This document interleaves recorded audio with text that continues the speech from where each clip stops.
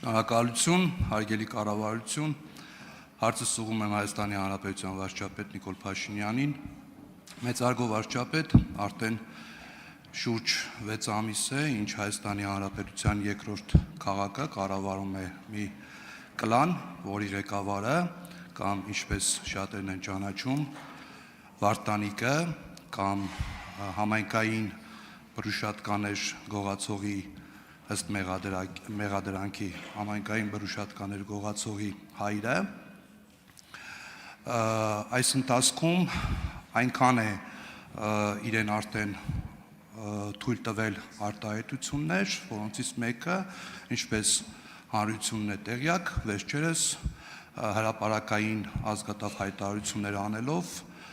կասկածի տակ դրեց Հայաստանի Հանրապետության ինքնիշխանությունը։ Այս ընթացքում Գյումրի քաղաքում կատարվել են բազմաթիվ շինարարական աշխատանքներ եւ այդ աշխատանքների մեծամասնությունը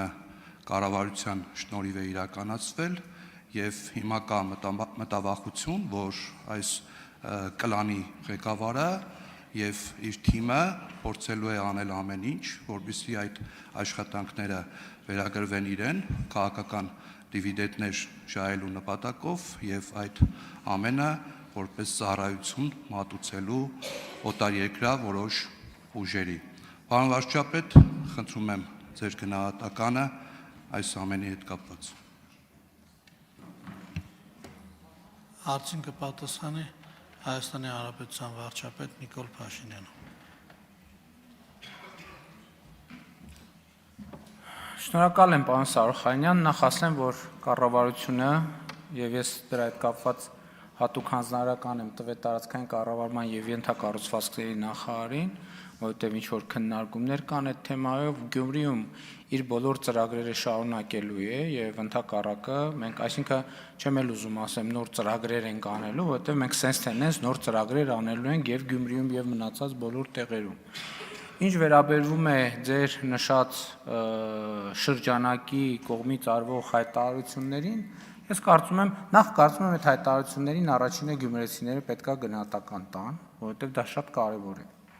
Եվ երկրորդը մյուսները նույնպես գնահատական պիտի տան եւ մենք բոլորս պետք է գնահատական տանք։ Ես կարծում եմ, որ նման Հայաստանի Հանրապետության ինքնիշխանության դեմ հայտարարություններ անողներին մենք պետք է ուղղակի դուրս շպրտենք քաղաքական եւ հանրային դաշտից։ Ինչպես քաղաքական մեթոդներով եւ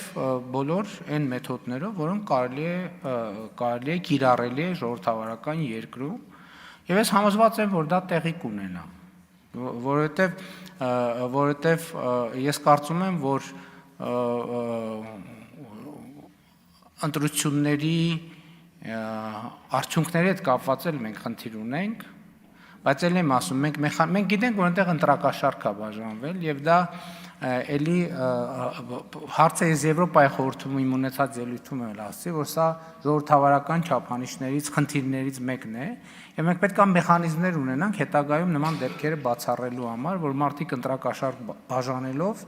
այդպես եւ վերջում էլ ըստ էության թյուրիմացաբար դառնան հասնեն այդ կարգավիճակին, բայց ես կարծում եմ, որ դա թյուրիմացություն է, որը հնդածս կշտկվի։